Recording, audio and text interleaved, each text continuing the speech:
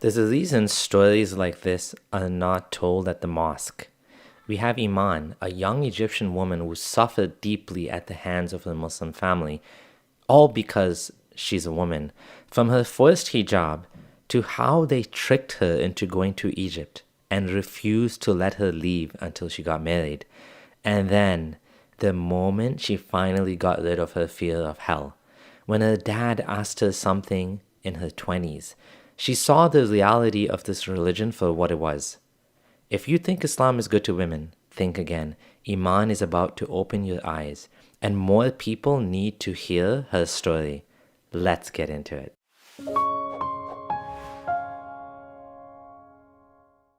And the real reason why I decided to leave Islam is because my haters were kind of right. I wanted to get frisky. I couldn't wait until marriage. It was too tempting. And plus, I can't see myself committing to one man for the rest of my life. Except if the only reason why I wanted to stop being Muslim was so that I could get frisky, I didn't have to leave Islam for that. I could have just done what 90% of Muslim men do, mess around with non Muslim girls, and then, when it's time to get married, find myself a good, virgin, obedient Muslim woman and pretend my past never existed. I just got back from my Yeah, so just to get started with that, isn't that a funny way to kind of like respond to the accusation that, oh, you guys leave Islam for sex, alcohol, drugs, to live this materialistic lifestyle? It's true. You don't need to leave Islam to have sex, to drink, to do any of these things. She's right that these Muslim men, these boys, boys and girls are raised differently in these cultures, right? So it's typical for boys to have a lot more freedom than girls. So more freedom means more opportunities to do this haram stuff, which it's not a lie. Yeah, and it's funny that when women do it, they're treated like used goods, but when men do it, they just get away with it, right? There's a double standard there, and Mhm. this needs to be called out. photo shoot, and I'm ready to get into the nitty gritty details of why I left Islam because a ton of you have been DMing me asking me to tell the story. So here it goes. I gotta take you back to when I was 4 years old, living in Canada with my parents. My parents, bless their hearts, enrolled me and my sisters in Islamic school. I was 4 years old when I learned how to put on the hijab and start praying, okay? My parents didn't force me to wear it all the time when I was that young, but they did tell me to wear it when I was at school. It was kind of an expectation. Also, I'm 4 years old. I don't really know what's happening. I just see that my mom does this, my parents put me in the school, everyone else is doing the same thing because they're all Muslim too. So cool, right? Fast forward to when I'm 6, and my mom tells me to go pray. And I sped through that entire prayer because I didn't like to do that. I didn't care and I didn't understand and I didn't want to do it. So I sped through it and like I find it funny that, Muslims say this is the fitra, this is the original natural thing to be Muslim, but then when you make them pray, they're like, oh, I hate this. It's so unnatural. Like music is natural and they love music. All babies, kids, they all dance to music. But when it comes to like playing Salah, it's like, oh man, no one wants to do it. Yeah, listening to this, it reminds me when I look at this girl, Eman, like she reminds me of my own daughter in the future, what she could have potentially turned out like, because my daughter was 3 years old when I enrolled her in Islamic school, and she was there till she was 4, almost 5. But she did not want to wear the hijab.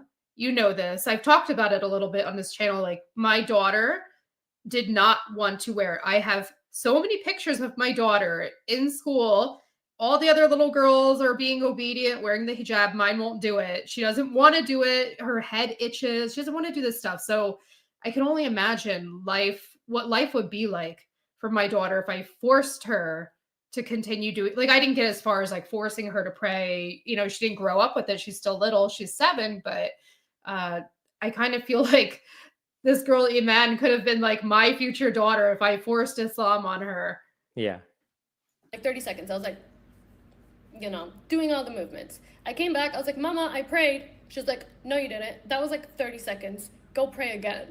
So immediately I clocked, okay, it takes longer than 30 seconds to pretend to pray. Got it. From when I was 6 years old until I was 14 years old, I pretended to be Muslim. And I wasn't doing this consciously. I just knew deep down inside that I did not care about this.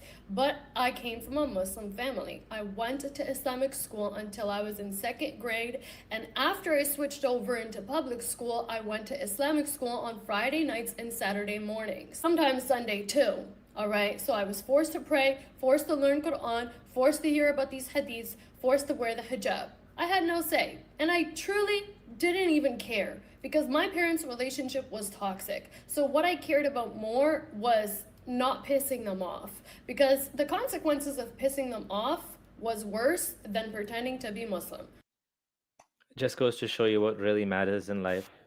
It's not Islam, Hadith, Quran, Sunnah, all this stuff. It's your family members' relationships. Are they good people? Do they get along? Do they treat you well? Do they take care of the kids? Yeah. Yeah. Oh boy. So I just pretended. When I was 14 years old, my grandma and my grandpa on my mom's side came to visit us, and 3 weeks into the visit, my grandpa had a heart attack and passed away. That was my first encounter with death. And that was the first moment that I realized, oh, this is gonna happen to me at one point. I was like, I'm gonna die. So I should probably start taking this seriously because I'm gonna die. So from 14 years old until 18 years old, I did a complete 180. I started memorizing Quran on my own. I started committing to my daily prayers. I started fasting even on days when I wasn't supposed to be fasting. I did the most. And during those 4 years of my life, I was the favorite child in the family. My sisters and my mom can attest to this. I was the favorite because I went above and beyond to do the most. And I saw how much love from my parents was tied to religiousness. So the connection was made in my brain. Unconditional love is not a thing. Do these daily rituals, you'll receive love and praise, and no one will be breathing down your back. Except, like I said, my parents' relationship was toxic. So during those 4 years, their marriage was the absolute worst. And I was like, I gotta get out of this house. So this again shows us how many Muslim kids, they're taught that the more religious I am, the more I'll be loved. It's not Yeah. about being a good person. I mean, it is about being a good person because that's how they define good person.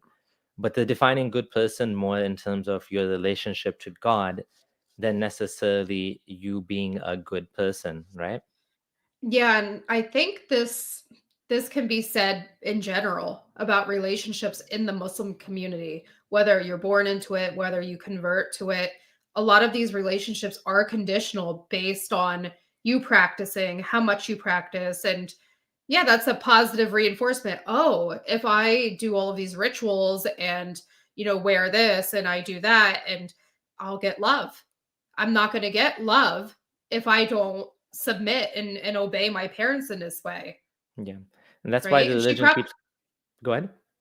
I was going to say, and she probably felt some degree of responsibility for the happiness or yet the happiness of her parents' marriage, or maybe keeping the marriage more together. Maybe she felt like if she, practiced and, showed them what a good daughter she's turning out to be, a good Muslim daughter, that it might make their relationship better. It probably goes even deeper, right? Than Yeah. what she's initially like told us. There's probably a lot more layers to that. Yeah.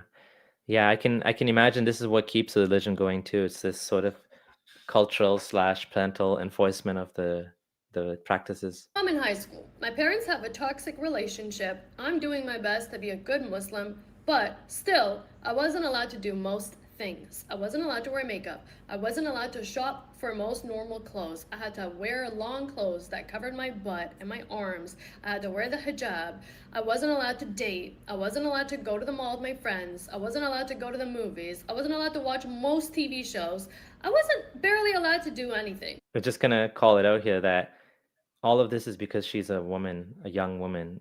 It's not Hmm. like she's not even in a Muslim country. She's seeing everyone else doing all these things, but she's not allowed to do any of these things.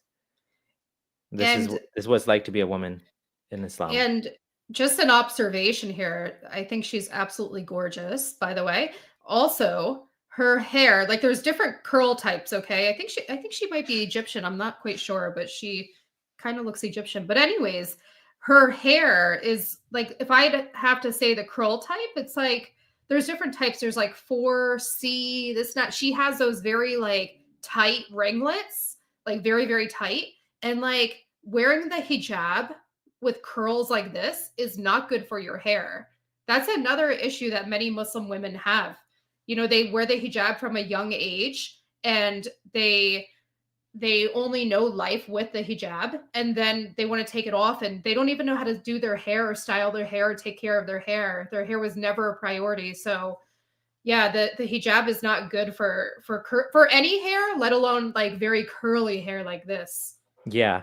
Yeah, she has a link to some other stuff of hers, and I think based on her name, she's probably Egyptian. That's my guess as well. And just a reminder, folks, it's we're doing a lot more of these videos. Please don't forget to subscribe. Join our Patreon if you'd like to support us. And then, yeah, we'll get back to the video now.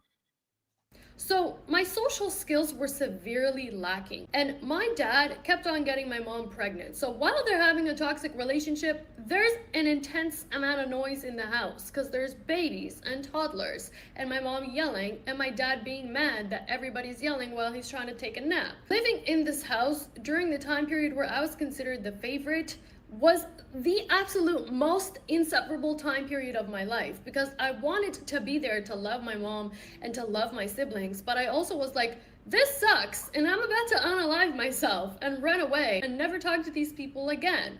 So I knew I had to move out, and my social skills were severely lacking.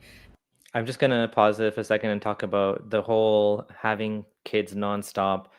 This actually makes life worse for existing kids, and we don't usually talk about that. We usually talk about how, it's tough on the parents, especially the mom having kid after kid, but it's also tough on the existing kids because they have that much less of a parent available to them because now they have to share the parent with, one more kid that needs to be taken care of, one more baby that needs the diapers changed. When they get older, one more child that needs to be invested in, right? One more kid that needs time doing homework. And I don't know how many siblings she has, but clearly this wasn't going well, right? I mean, you should be having kids in a toxic relationship. You should not be having kids. It just makes the situation worse. It is going to make it worse. And in this case where the parents are not happy, it's a toxic relationship for what seems to be her whole life. That's what she remembers. It's I can't imagine that bringing more children into the family and like that this is going to do any good for anybody. The Yeah, existing children, the parents, the new baby, it's going to be more never-ending stress. exactly. Now, because my dad kept getting my mom pregnant, he refused to buy me or my sisters new things. Most of the times, the things that we wanted, we had to work for Well, and here we buy go. ourselves. I was Here it like, That is. includes cell phones, laptops, clothes, shoes, back to school supplies, and on the rare occasion where he said yes when we would ask to go to the mall with our friends, I had to also pay for my mall food. I've spoken I was like, I haven't seen this part of the video. And she said Neither have I. she said exactly what I just said. Thank you for, yeah, okay. I'm glad my intuition was right there. I mean, I know I had 5 kids. I understand what it was like to raise these kids, right? So You know, I've seen this a lot in the community myself, a lot of big families. And you can, I mean, to me, like I have one child. Always had one child that I invested in and that I could do things for her. So I was able to get her the nice things, the nice clothes, whatever. But I mean, in the community, when you see these big families, a lot of the suffering is quite visible. I've seen children with caps on their teeth, and caps are basically, oh, it's when the baby tooth rots to the point where it can't be saved. Like they can't fill it, they can't do a filling, so they have to put a silver cap on it to save the tooth, right? I've seen stuff like that. I've seen um, families that can't afford to send their children to Islamic school and they get free rides, which I can't say that's really a good thing because it's kind of like enabling this poverty cycle by just giving these people handouts. But yeah, there's just a lot of visible suffering in these large families. Spoken a lot about how my dad was financially abusive, but during this time period of my life, it actually hurt me so much because he would claim to love me. He would claim to love my sisters, and yet we weren't allowed to do anything. And he also liked to power trip. So every time I would be like, hey, can I go out with my friend? And he would say yes, and I would get ready and I would go out with my friend. He would see me coming down the stairs getting ready to go out and be like, where are you going? And I'd be like, you said I could go out. And he'd be like, no, you're not going. So the betrayal actually ran so deep. On top of that, my dad did not involve himself in me or my sister's That's lives awful. at all. The only time he would talk to us was to give a 3-hour monologue about how haram things are and we're going to hell and family needs to stick together and don't be like the white Canadian people. Because I was considered the favorite, I had additional responsibilities. I would get Here up we early in go. the morning and help my mom make my dad's lunch Parentification. for work and the lunch for my siblings as well. I would wake my siblings up, and on top of that, I was waking myself up to pray early and make sure that I'm praying on time when I get home from school. Wow. Make sure that I'm helping with the dinner. Oh I man. was parentified. Oh, I was a child who didn't. you called it out. Yep. This could be seen from a mile away. From a Yeah. mile away. No wonder she has trauma from all of Yeah. this. Yep.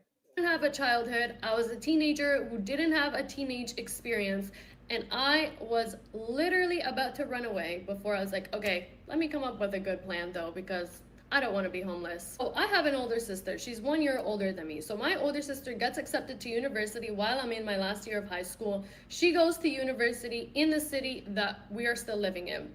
I say, no, because I don't like this city. I don't like this house, and I'm not about to subject myself to an additional 4 years of education in a program I'm probably gonna hate while I'm living at home with my parents. How am I gonna study for exams and write essays and do all this extra work while there's yelling and screaming in the household? So I knew I had to leave. So basically, I applied to the same school my sister applied to. I got accepted, and I said, So I decided to do an extra semester of high school instead so that I could get extra credits and apply to a different university that was 6 hours away from where my parents lived so that I would have a reason to move out. And while I'm doing this, I'm telling my mom, I'm gonna move out, just so you know. I'm going to the school, it's 6 hours away. And she's like, no, you're not. And I'm like, yes, I am. And I'm telling my dad, I'm gonna move out. And he's like, no, you're not. And I'm like, yes, I am.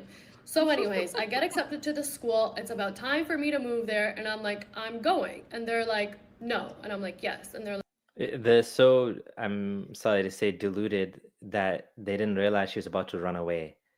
And Yeah. they still think that they can just trap her in this house. It's Well, wild.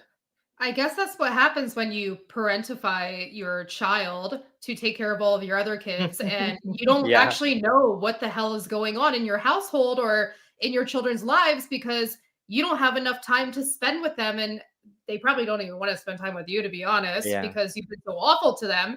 So, not surprised. I have a feeling that she's gone for therapy, and that's why she's using these words such as planification. She's worked through and she's able to see what happened to her from this perspective of an outsider. She's had help, which Right. again goes to show you that therapy can be very helpful. And I think if I had to guess, maybe we should talk about that. We'll see. Let's see if Yeah. I light on that too. they're like, no. And I'm like, yes. And my dad's like, fine.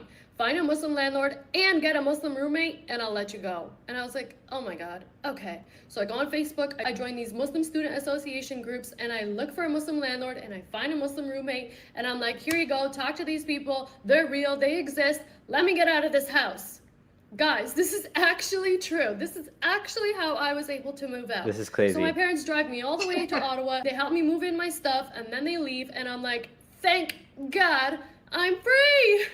So at this point, I had officially moved out. I'm 19 years old. I have a Muslim landlord who lives upstairs, and I have a Muslim roommate who I live downstairs in the basement with. So funny. I'm in school for a program that I didn't necessarily want to be in, but I was like, you know what? My dad told me not to be an artist. My dad told me not to do this, not to do that. So I'm doing criminology. I don't want to do criminology, but I'm like, at least I got into this program. It's 6 hours away. My parents are not going to pop up on me randomly. And that was the main reason why I moved 6 hours away. Because at least if they were going to pop up on me, my sisters would let me know, like, hey, mom and dad are coming to see you, just so you know. And I would have 6 hours to hide whatever it is I needed to hide. But Surprisingly, I actually didn't end up not being religious during my first year of university because I was still afraid of hell. And I'm going to tell you guys how I stopped being afraid of hell, but at the time I was still afraid of hell. So I was like, even though my parents are not here and my parents are not watching me, I'm still scared. I'm going to get punished. And I had made a lot of Muslim friends, so I felt the social pressure, right? I felt the pressure to keep my hijab on. I felt the pressure to go to the Friday prayer. I felt the pressure to fast during Ramadan. I was a full on conformist. I did everything for social validation and acceptance because I was terrified of being rejected and I was terrified of being punished in the afterlife. So, how did I go from that to who I am today? Well, Yeah, tell us. I'd second love to year of know. university rolls around. I'm still in the same program, I'm still in the same school, but my Muslim roommate had gotten engaged. She moved out, and I didn't want to live in that place anymore because I don't like living in a basement, especially during the winter. It's very depressing. And the place I was living in was very far away from my school. So I found a place that was actually a little bit closer to my school.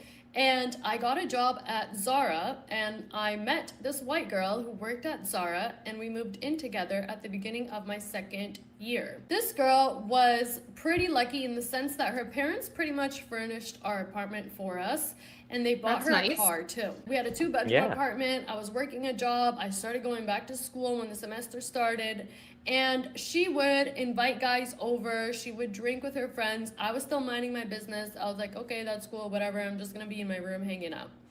Until one day, I was talking to this guy and he pissed me off. And I went into her room and I was venting to her. And I was like, this happened, whatever, blah, blah. And she was like, it's time for you to hit the. And I was like, no, I don't think I'm ready to do that. And she was like, just do it. And I was like, you know what? Fine, I'll do it. So I smoked for the first time ever when I was 20 years old. And I know how this next part of my story is gonna sound, but I don't care. The first time I got high was the first time that I realized I was a prisoner of my own mind. The first time that I realized that I was living in fear nonstop. The first time that I Wow. realized that my social anxiety was not real. It was a product of constantly having a fearful state of mind. It was the first time in my life that I was able to function as a normal person. So I asked myself the question, why would this be haram? Okay, because in Islam, intoxication is forbidden, right? It doesn't necessarily say that weed is haram, it says intoxication is haram. But my parents said all drugs and all alcohol is haram. So weed falls under that category. So I'm high and I'm thinking to myself, this is the best I've ever been able to function. It's not about being high, it's about being able to function cognitively. Mentally, I was a lot more calm, and that was something that I had never experienced before. So when I asked myself that question, I realized, oh, it's because fear is a massive component of being religious. When you're too afraid to do anything else, you stick to what you believe you should be doing. So that was the first light bulb that switched on. That's interesting. It's interesting Yeah, that, there's like a meme about, smoking and open your mind, the universe, the reality of the universe come true.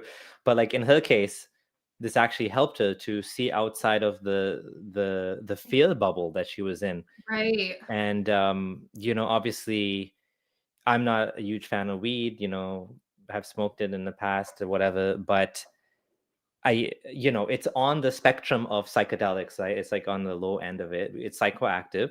All of these substances are forbidden in Islam, and you do have to wonder, like, what is so threatening about a mushroom or any of these things to the religion? It's because of control, right? Fear and control.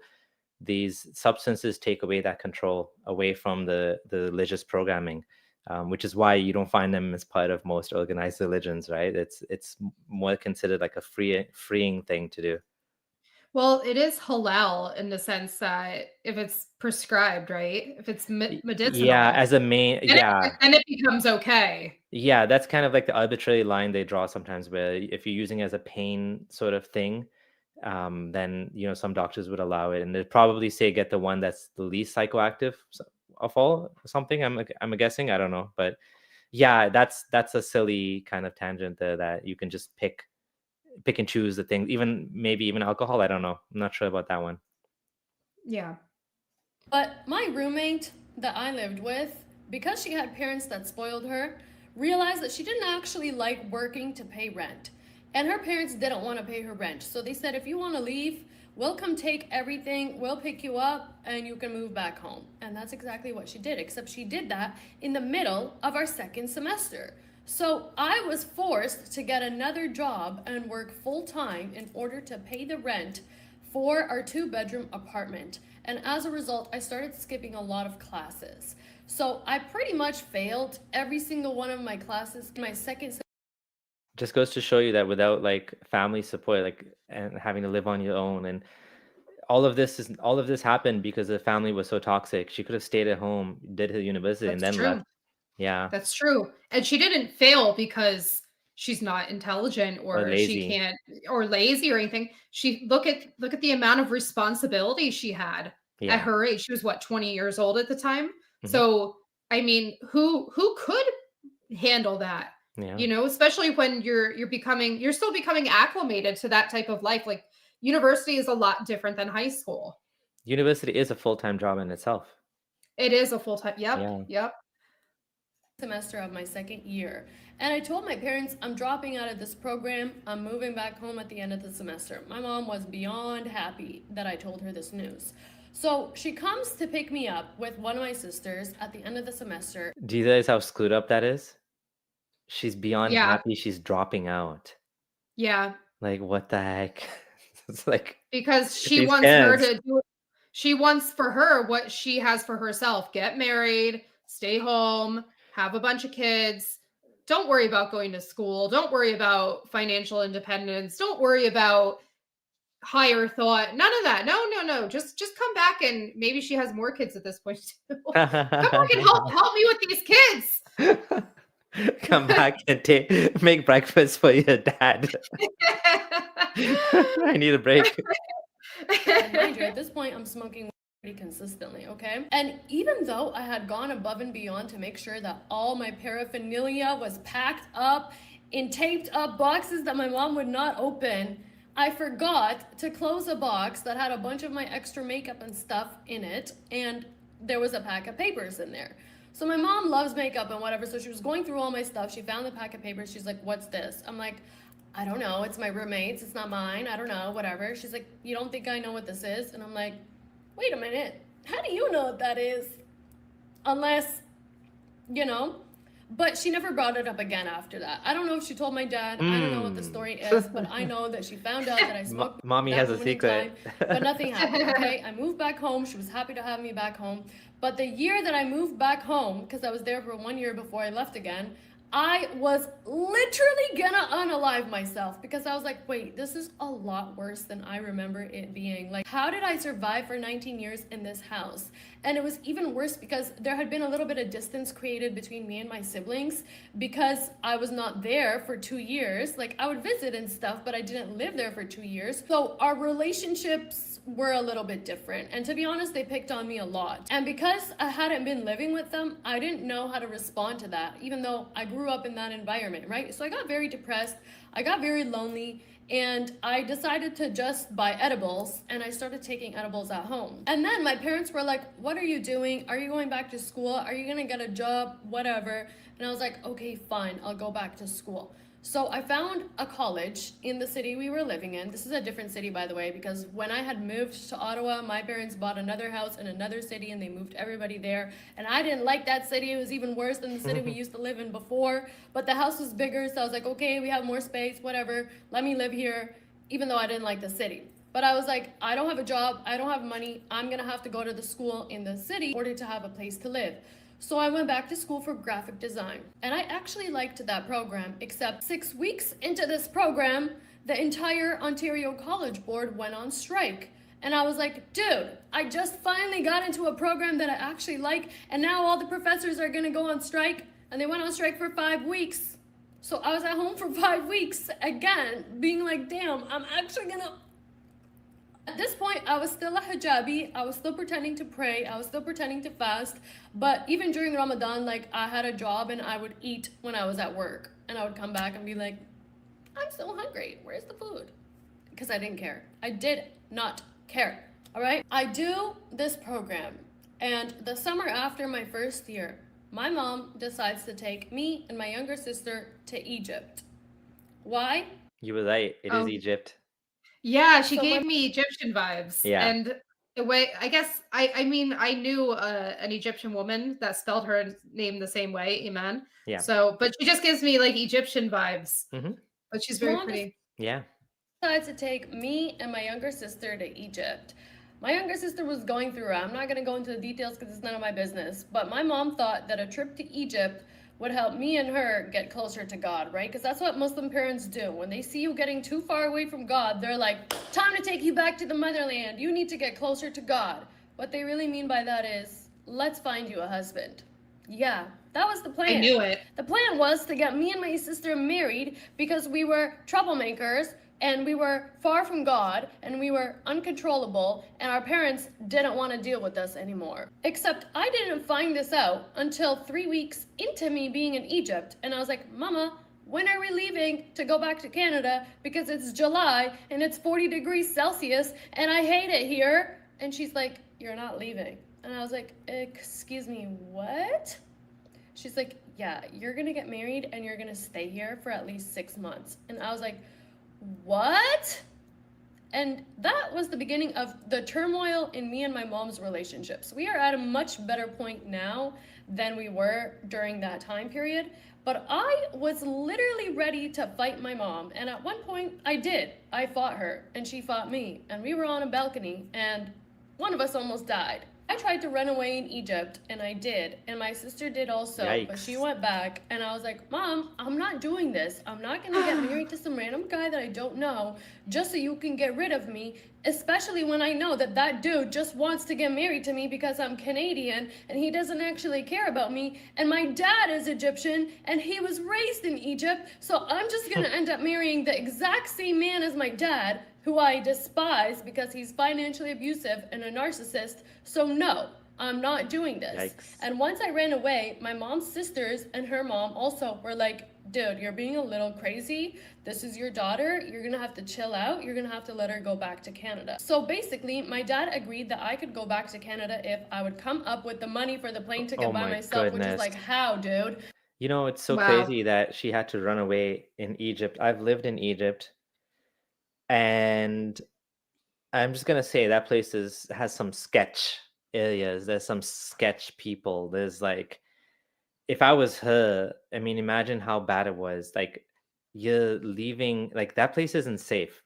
Like, it's Yeah. safe, but it's also not safe, right? And it's not safe if you're like a single young girl by yourself, like of her age, right? Like, Yeah. so I'm like, this isn't Canada. There's no shelters or something, right? Like you can go to. So there's no like friend's house you can crash at. Like she must have really like, I don't know what she did. Maybe she'll tell us, but that's awful. Like, it's so crazy too that they could think they could just like force her to get married like that, and this would turn out well. This is really sad because first of all, when she said her mom was happy she was like giving up university and coming back home, that's why she was happy, because this plan she probably was You were right. considering long before. Yeah, Yeah, she's you were away right. at college and she's thinking, and then her and her sister, not just her, it's her sister too, and I don't even know how many kids are in that family. She said my sisters, so she Hmm. has at least two sisters, maybe more. But this is what's crazy.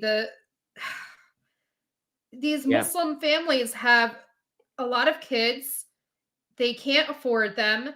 They don't take care of them right. They don't invest in them properly. And there's all of these things going on. And then what do they do when they become adults? Well, they don't want to deal with them anymore. So they just transfer them over to a new man to be under, a new man's thumb to be under. And it's not right. It's not right. This isn't why you should be having kids. yeah. Oh my God, The it's reality awful. of being a Muslim woman. This is it. This a young, even like you had bad experiences being a widow and having to find love again. But even for like a young woman who hasn't been married, this is what they go through in many families, many Muslim families. And This, she's right. She's gonna go over to Egypt. And what is this guy gonna want her for? Well, sex, number one. Number two, he's got the red carpet rolled out for him to Canada. Yeah. And then he'll just it's not gonna be a good marriage. Hmm. It's not gonna be a marriage at all. It's gonna just be using. Yeah. Yeah. That's what she feels, and she has every right to feel that way and not want this for herself. This is not how she grew up meeting people. Like she's been socialized in Canada. And Canada, we don't just marry this some random person, right? Like we meet the Yeah, person, we like them, we fall in love with them, and then we marry them, right?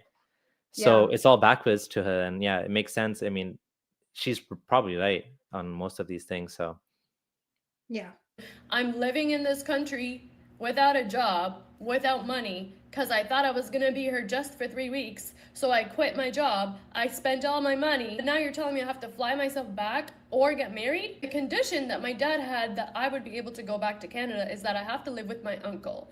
My uncle is actually my dad's uncle, my great uncle, so his dad's brother. He's even more conservative and traditional and religious than my dad. So I was like, are you insane? Like, and they have 3 boys, right? But the 3 boys had already moved out at the time when my dad was like, you're poor gonna have to girl. live with your uncle.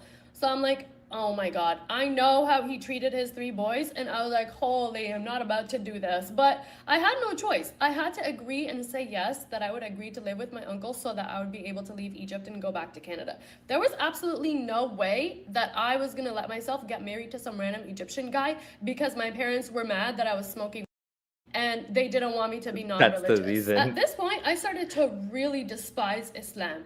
I was like, this No idea wonder. that once a girl gets too out of control, we need to find a man to tie her down so that she doesn't live her life too much. When you know that the man that she's gonna be married to is probably gonna be more crazy and more toxic than her, is so delulu and backwards. My parents didn't even vet these guys properly. They just met these 2 guys. They were brothers. They were like, your sister's marrying one of them and you're marrying the other. And I was like, What? I don't even like this guy. What are you guys Ugh. talking about? Like, what? So I ended Just gonna pause that there. I've said it before, Islam is good for incels. Look at her. Like you said, she's beautiful, she puts herself together, she's opinionated. I mean, that could go either way. But like she has options in Yeah, Canada. She has her pick of options probably. And they're just mailing her to some bum that like she doesn't like, not attracted to. It's kind of wild to see how your value as a woman in the West is up here. You have your pick of men. You go to the Muslim country, you get picked. You don't get to pick, and you don't get and to even choose attractive men. You just get to pick men. And the I mean, maybe I'm oversimplifying it. I'm sure not all families are like this. Many women do get to choose, have some like limited options. You can take him or him. Like in her yeah, case, there was no option, but like it's kind of funny that what? Yeah, it's not funny. It's awful. yeah, and how awful would it be? Her and her sister have the same mother-in-law, And the and they the husbands are brothers. That's yeah. that just sounds like a recipe for disaster. And you know what? Over in Egypt, don't these guys smoke cigarettes and Yeah, they all all this yeah. stuff? And there's alcohol there, so I didn't. It's not like these things don't exist there. Mhm. Yeah. The lack of options Muslim women get, awful. up Yeah. in Egypt for 3 months arguing with my mom every single day about when I was going to be able to leave. And I finally enrolled myself in a school that was in the city that my uncle lives in, which is closer to Toronto than where my dad was living. And I flew back home and I landed in Canada in September of 2019. And I was like, I hate it here, but Egypt is way worse. My uncle agreed that I didn't have to pay him rent until I got a job, and my uncle is actually a lot more annoying than my dad is, so I was like, I'm gonna get a job just so I don't have to be in this house. So I got a job at Best Buy, and that's where I met my ex-boyfriend, who I dated for 3 years. My ex was really big on Napoleon Hill and Bob Proctor. He gave me the book The Science of Getting Rich by Napoleon Hill, and that was the first moment in my life where the doors of the cage that I was living in my brain fully burst open. The reason is because the book, The Science of Getting Rich, it's a teeny tiny little book, by the way, it's like 145 pages or 150 pages, is a very quick and brief explanation on the science of thinking. And that was something I had never learned about or even heard about before. This book was where I essentially learned that thoughts are energy. The thoughts that you think is the energy that powers the reality that you're living in. One of Napoleon Hill's most famous quotes is, "Whatever the mind can conceive and believe, it can achieve." And at this point in my life, I had just survived nearly getting married to some random dude. So this was revolutionary information for me because I was genuinely depressed. I was living in my uncle's house. I was like, I don't know who I am. I don't know what I'm doing. I don't even want to wear the hijab anymore. I don't know anything about anything. And then I got introduced to manifestation. Shortly after that, I decided I was just gonna take my hijab off. I walked out of the house without it one day, and my aunt was like, "Wait, your hijab." And I was like, "Yeah, I decided I'm not gonna wear it anymore." She's like, "Why not?" I was like, "I don't know. I'm bored of it." And I just left. So she told my uncle. My uncle called my dad and told him. My dad got pissed, but he was too busy with his own life, so he didn't really do anything. So I took off my hijab. I started living life as if I Well was not done. Muslim. By the way, my ex was a Christian. Wow. But he was also like an ex-Christian. Like he wasn't a devout Jesus follower. We bonded over the fact that both of us had a very religious childhood, but then deviated away from it and realized, oh wait, there's a completely different side of the world that religion doesn't teach you about, and that's the science of controlling your thoughts. Because the only thing that improved my life was learning how to control my thoughts. The fear of God, the fear of hell, the fear of punishment, Interesting. the fear of being lost, feeling lost, depression, anxiety, all of that went away when I realized I am the one who has the power to control what goes on in here. That was the moment where I started actually practicing manifestation. Remember my older sister? Just gonna pause there. I don't know anything about manifestation. It sounds kind of Neither like, do I. the things you focus on are the things that you attract towards you and whatever. Like, I'm sure there's some truth to the fact that, like, you get better at things that you focus on. Like, if I'm manifesting, I don't think that there's any way to like manifest big muscles just by thinking about it. But like, yeah, if I think about it, then I plan it and I put effort into it, or if I want to lose weight, I cut my calories, and there's some process there. What I do think is probably the kernel of truth in the manifestation part of what she's saying is the mindfulness. Mindfulness is all about, you and I we both know a lot about this, and it's something that is true. Like, the being able to observe your own thinking is a superpower. Being able to be aware that these are your thoughts and not you.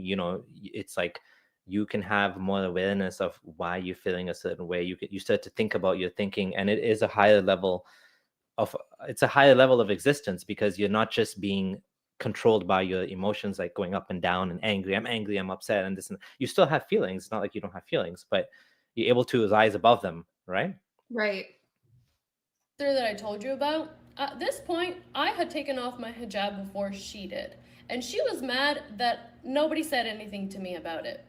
So she did what every jealous sister does, and she snitched on me for having a Christian boyfriend and for drinking and smoking. The first Oh, person man. she told was my uncle, who, like I said, is very traditional and conservative. So he Oh damn near boy. had a panic attack when he found this out, and he called both of my parents, and they both came to the house to have an intervention with me. They sat me down and they were like, "Is this true? Did you do this? Da da da." And I was like, "Yeah, I did it." Oh man. Nice way to end it. So One thing about me, so so the father didn't care that she removed her hijab. He was too busy with his own life. But then the other problem started rolling in, the other haram. And then he was like, "Oh shit, I actually got to get up and I got to go tend to this now." Yeah, it's funny because you've met my kids and teenagers, and if you know what I know, I mean, what I know, you would realize that it's too late. Yeah. Like, the ship has sailed at this point. You can't convince someone her age. She's probably, she's in her 20s, right? Yeah. Like, she's way beyond the age of being controlled, way Yeah. beyond. I mean, we're talking about a 15 16, 17-year olds, it's a struggle. She's in her Yeah. 20s now at this point. They have no clue. This is someone who's lived on her own, somebody who's held multiple jobs, somebody who's studied in university, somebody who's essentially become very independent. And now her mind is becoming independent from all of this religious indoctrination, you Yeah. know? It's so awful. It's so sad that, there's a reason why she had to upload this whole 9-part series. Is because look what she's been through. So she has like a whole story to tell. Yeah. She really does. Yeah, she has a fascinating story too. I'm enjoying listening to it. Is if you're gonna confront me and ask me if I did something, I'm not gonna lie about it. I'm gonna say, yeah, I did that. And so once my sister snitched on me, I realized, okay, there's no point in Respect, that's the me right way. trying to pretend that this never happened. I'm just gonna tell the truth. So when they had an intervention with me and they were like, are you dating this guy that's not Muslim? Are you drinking? Are you smoking? I said, yes, yes, yes. And what about it? What about it was I got a 6 p.m. curfew at the big age of 23. At 23. And Crazy. my parents and my uncle told me to break up with my ex, who I didn't break up with for another 2.5 years after that. At this point, my parents were still married, but they had started living in different places. Oh, wow. And they were Late still marriage, very eh? toxic towards each other. So a fight broke out in the house that had nothing to do with me. They started arguing with each other about whatever nonsense. And my uncle was like, both of you need to get out of this house right now. This is the model that they want for their daughter. Yeah. They don't even live in the same house. And they're like, you need to get married. Like, look at us. We're so happy together. We don't even live in the same house anymore, but you need to get married. They have a 6 p.m. curfew for her too. So what? Yeah. Nothing can happen at any other time of the day. Like She can't go out in the evenings. That's wild at that age. but things can happen during the day. She Yeah, I can go know. see her boyfriend, she can go smoke weed, she can go get a drink. She can hit up all those different things before Yeah. 6 p.m. So They're trying. not sure they're trying, but they're failing miserably. Yeah. He couldn't even deal with the fact that they had their own issues. So my dad left, my mom left, and then my dad didn't talk to me again after that. But my dad was still living in the house and my mom had her own place to live. So like a month goes by, I don't talk to either of them, and then I text my dad and I'm like, I'm gonna come home for a weekend. Can you come pick me up? So he came to pick me up, and once I got in the car, I was like, oh, I shouldn't have come home, because he didn't say a single word to me the entire car ride home. And I was like, okay. Until I get in the house, I go upstairs to my room, and my dad comes into the room, and he's like, I want to ask you something. I'm like, okay.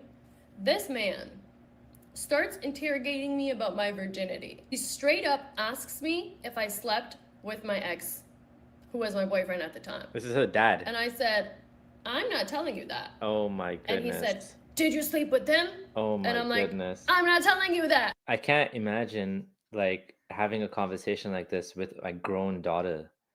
Like this is so like inappropriate. This is like not appropriate at all. Like I can understand having a conversation about safe sex before, but not like, did you have sex with him? Like that's not any of his business. She's an adult. Right. And oh man. And to be honest, I mean, he should be assuming in his mind the quote unquote worst that she did. Okay. Yeah. She's been with this guy a few years, whatever. What do you think happened? Nothing for a few years here. So assuming the worst, she had sex. Okay. So what? Yeah. What are you going to do about it? What are you going to do about it? There's nothing you can do. Yeah. There's nothing you can honor do. Killing. Yeah. That's Well, she already went to Egypt. This is after she was in Egypt. So good thing she wasn't in Egypt. It might have been worse. Oh yeah. She was actually back in Canada. So in Canada, what's he gonna do? Let's hear what happens. And he's like, did you sleep with him? And I'm like, bro. And I just stared at him and I was like, so I registered. Oh, silly me. This whole thing has been about my virginity. It has never been about God. It has been about you having ownership of your daughter's body. That was the exact moment I stopped being afraid of hell. Because I know for a fact that my dad had been with other women before he got married to my mom.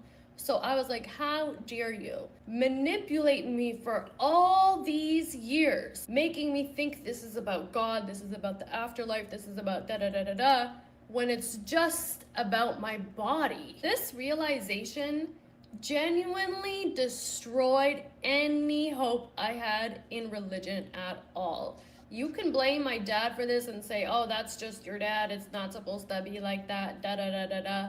But I understood religion at that exact moment for what it was, a tool to control women's bodies. Because my dad never cared if I loved God, if I prayed on time, if I fasted. He cared that my body was reserved for one single man only. And that is the foundation of Islam. Men have ownership of their wives. They have to be virgins so that he's the only man she can ever have any experience with, even if it's a horrible one. And she volunteers herself for this role because she thinks she's going to be rewarded for it in the afterlife. She thinks she's doing what God wants her to do. No pun intended, but the veil was lifted at that exact moment. And that made me so angry. I took a deep dive into manifestation. I just want to comment on this. This is like actually true. She's like gone deep into the truth and the reality of why Islam is so valuable to many men. It's a way to control women. It's a way to, as I said, it's for incels. Islam is for incels, and it's used by men to control women. And she figured it out by that exact moment when the dad was like, because he's actually showing her what's important to him by what he's asking Yeah, about. So she figured right. it out, right? And of course, Yeah. he did whatever he wanted, which is again on top of cherry on the cake, right? And the conversation that might have been more appropriate rather than asking if she's having sex is, how is your Iman? Like literally her name, Iman. How is your faith? How is he didn't care about any of that. So yeah, he did show what he was truly invested in here, why this matters to him.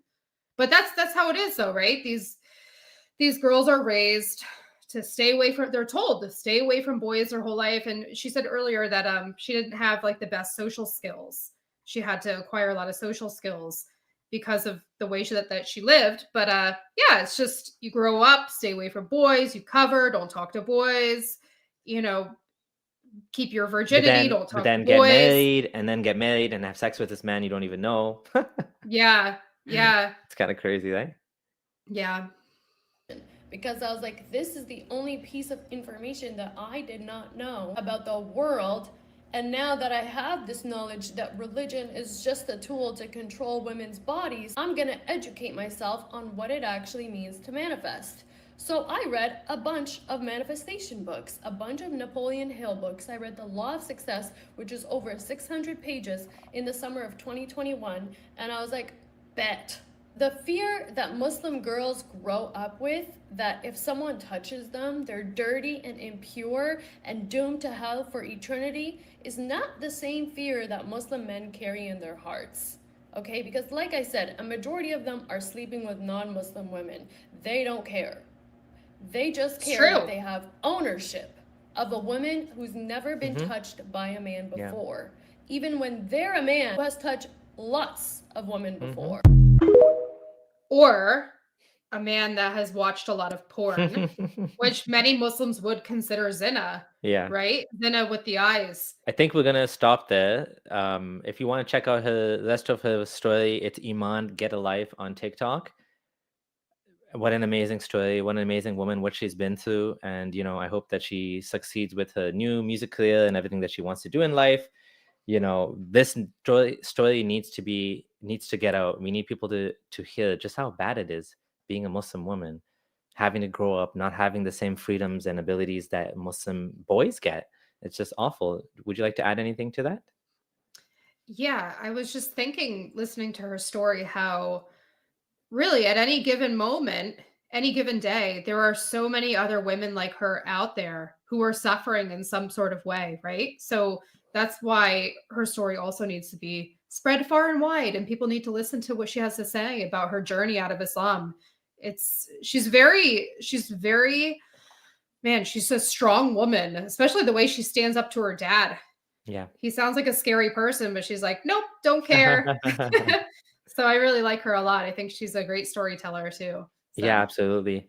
All right, everyone. Thanks for watching, and stay tuned for more such videos. If you like this video, don't forget to subscribe, leave a thumbs up, let Iman know in the comments what you thought of the wonderful story, and of course, thank you to our patrons for continuing to support us and keep the lights on so we can continue doing this work. This is Mr. and Mrs. Friendly Ex-Muslim. signing out. Bye, guys.